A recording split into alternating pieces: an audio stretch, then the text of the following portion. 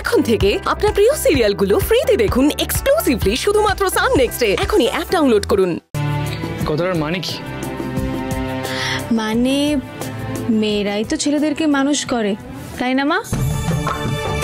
একদম ঠিক কথা বলেছিস মঞ্জু। তুমি এটা আমায় বলতে পারলে মা?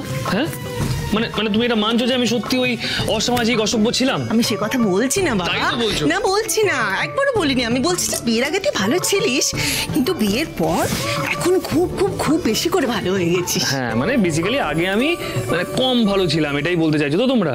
বাহ, দেখ এটা তো মানতেই হবে যে মঞ্জু আসার পর আমাদের বাড়িটা কিরকম ভরে গেছে।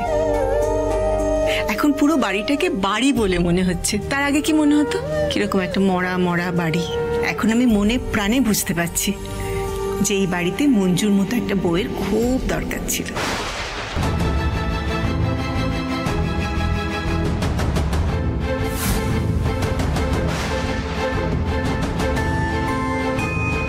বৌদি,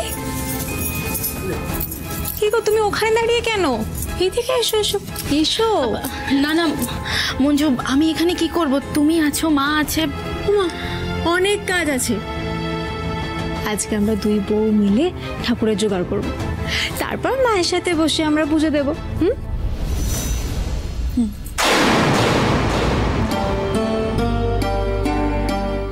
এসো, কেন ওটা জ্বালিয়ে দাও তো একটু।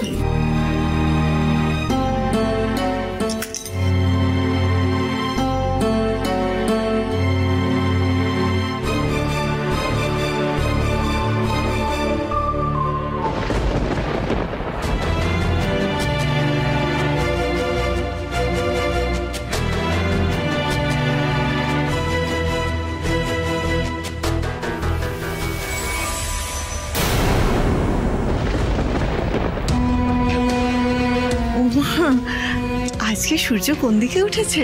কেন, আমাদের কি ঠাকুর ঘরে আসার কোনো অধিকার নেই নাকি? মা, আমি সে কথা বলেছি নাকি?